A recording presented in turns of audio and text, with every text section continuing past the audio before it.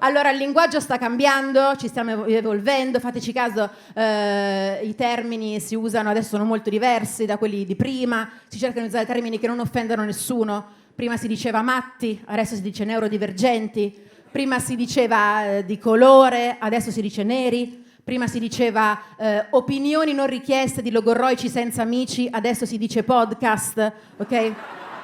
Io sto molto attenta a non offendere nessuna categoria, soprattutto la categoria più cattiva in assoluto. Raga, quello che dico rimane qua, eh. La categoria più cattiva sono i gay.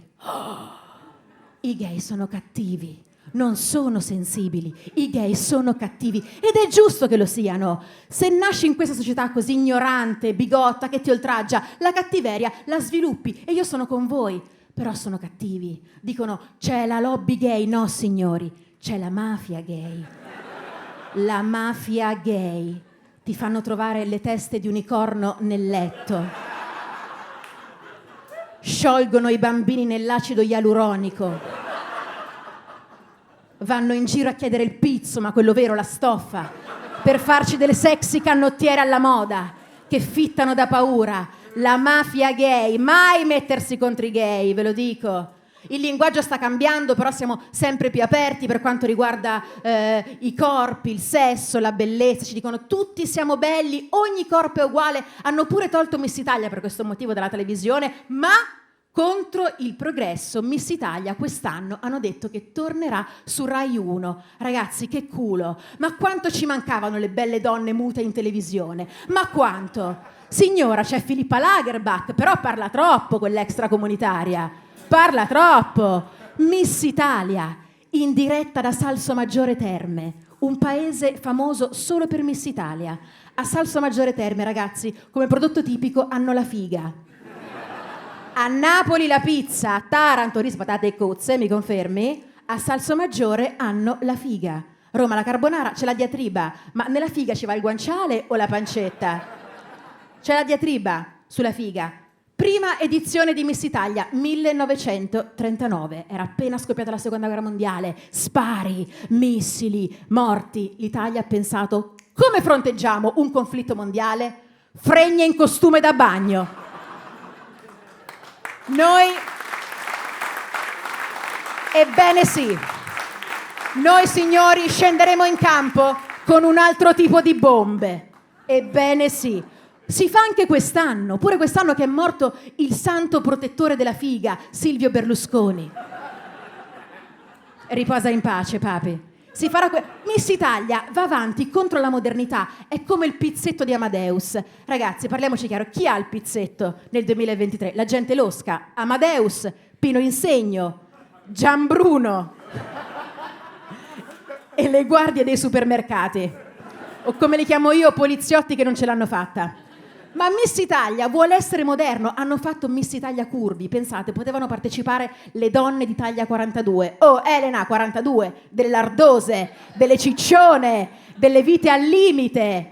Ma Miss Italia era pronta ad accoglierle in una gara a parte, separate dalle altre Miss per paura che se le mangiassero, capito? Separate. Ma Miss Italia era pronta, avevano la passerella rinforzata di cemento armato, lo scettro di cioccolata, la corona di Burger King. Vai Miss Italia grassona, noi siamo moderni, grande. Io da piccola odiavo Miss Italia. Evviva! Un applauso alle ciccione taglia 42. Questo è il mio pubblico. Odiavo Miss Italia, dicevo guarda queste puttane in sandalo gioiello, sono così le belle donne. Io ero molto brutta da piccola, soffrivo di acne, avevo tutta la faccia butterata, mi chiamavano Antonio Cassano al liceo. Io pensavo perché sembrava giocare a calcio e invece poi ho capito che no. Ma crescendo ho capito anche che il ragazzo l'avrei avuto lo stesso, anche se non ero bella. Perché agli uomini, ragazze, non fatevi problemi, piacciono tutti i tipi di donne. Le belle, le brutte, le alte, le basse, le grasse, le magre. Agli uomini piacciono anche le donne con il pene.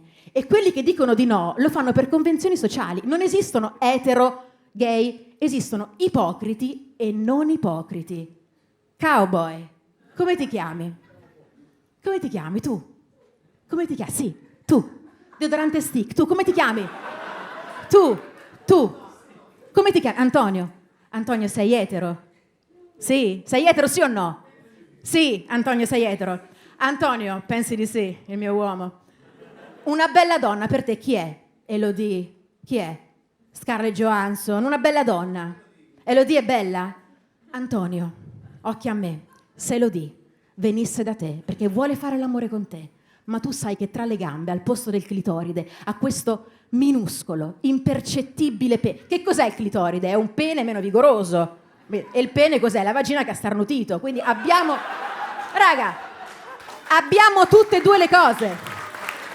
Antò, se Elodie, con questa sciocchezza che manco si vede, viene da te, tu ci vai con Elodie? Sì o no? Urlalo, Antonio! Allora lo vedi! Gay, sì! Ho sempre ragione io!